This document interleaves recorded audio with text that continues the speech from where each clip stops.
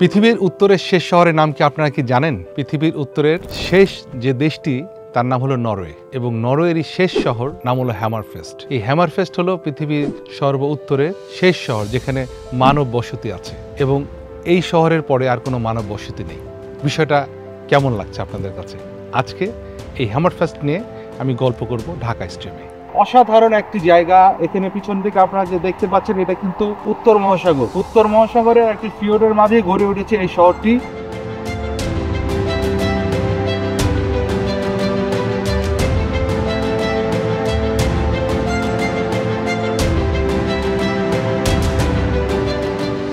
হ্যামারফেস্ট নামটা শুনলেই সেখানে তিমি শিকারীদের গল্প সবসময় চোখের সামনে ভাসে, কিংবা শ্বেত ভাল্লুক বা মেরু ভাল্লুক। সেখান থেকে শত শত বছর আগে শিকারীরা জাহাজ নিয়ে চলে যেত পৃথিবীর আরেকটি দুর্গম এলাকা উত্তর মেরুতে, যেখানে হাজার হাজার তিমি এবং মেরু ভাল্লুকের বসবাস। সেই হ্যামারফেস্টে আমার যাওয়া হয়েছিল এ পর্যন্ত 4 বার, কারণ আমার চোখে পৃথিবীর সবচাইতে সুন্দর শহর এই হ্যামারফেস্ট। হ্যামারফেস্টে প্রথমে গেছিলাম আমি 2007-এ, তারপরে আমি আবারও আমার যাওয়ার সৌভাগ্য হলো 2016-তে, এরপরে 2019-এ এবং সর্বশেষ গেছি 2023-এ। আমি আসলে এই শহরে বারবার যেতে চাই, কারণ পৃথিবীর এমন একটি রিমোট অঞ্চল যেখানে একদম পাশেই রয়েছে উত্তর মহাসাগর। কি চমৎকার উত্তর মহাসাগরে ঘেরা, চতুর্দিকে বেষ্টিত এই শহরটি, এবং এখানে অনেক পাহাড় রয়েছে। যে পাহাড়ের উপর থেকে আমি যদি এই শহরটাকে দেখা যায়, একদম চোখের সামনে দেখতে পারি পুরো শহরটা। ছোট্ট একটা শহর, মাত্র 5,000 লোকের বসবাস। অবশ্যই এখন একটু বাড়তেও পারে। আপনারা জানেন যে নরওয়ে পৃথিবীর সবচাইতে ধনী দেশগুলোর ভিতরে একটি। নরওয়ে এই ধনী হওয়ার পিছনে কিন্তু মূল কারণ হচ্ছে তেল। তেল যাদের রয়েছে সারা পৃথিবীতে সব দেশই ধনী। ইউরোপের মধ্যে নরওয়ে একটু বেশি ধনী, কারণ সেখানে আটলান্টিক মহাসাগর এবং উত্তর মহাসাগর, দুই মহাসাগরের ভিতরে অসংখ্য ছোট বড় তারা তেলের খনি পেয়েছে।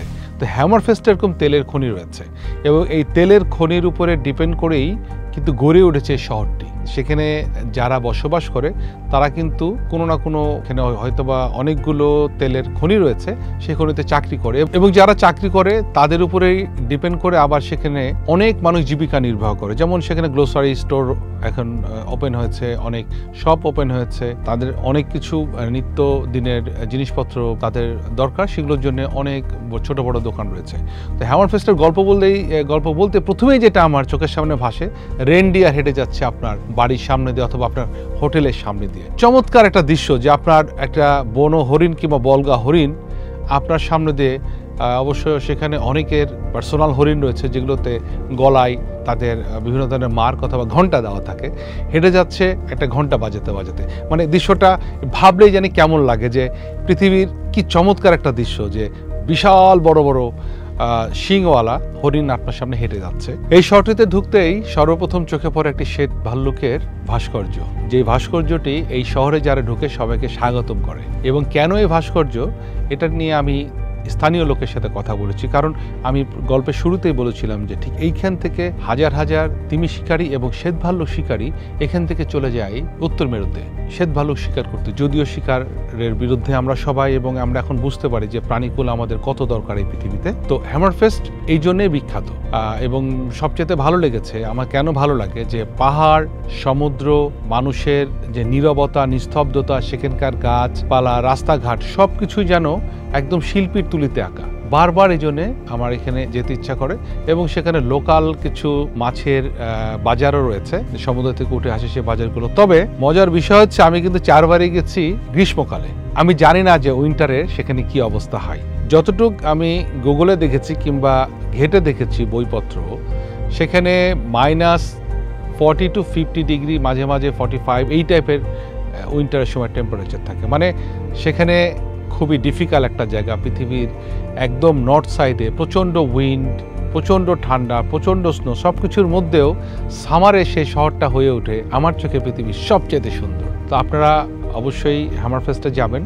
হ্যামারফেস্টে গেলে আরেকটা জিনিস, মজার একটি বিষয় রয়েছে যেটা আপনাদেরকে না বললেই নয়। ওখানে একটি পুরো শহরটি দেখার জন্য একটা স্পট রয়েছে একটি পাহাড়ের উপরে। আপনারা যে কাউকে বললে হবে স্পটটা কোন জায়গায়। সেই স্পটে যখন আপনারা ঘুরতে যাবেন, তখন দেখবেন ওখানে ঠিক এই শহরের মানুষগুলো 1000 কি 2000 কি 3000 বছর আগে, যখন ইলেকট্রিসিটি ছিল না, যখন তাদের কোনো রুম হিটার ছিল না, তারা কিভাবে বসবাস করত সে ধরনের 2-3টা রুম তারা এখনও রেখে দিয়েছে, যেগুলোর গাছগুলোর উপরে বেশ মানে আমরা বলতে পারি ভাইকিং যুগের তাদের গ্রামটা কেমন ছিল সেটা ওখানে রয়েছে।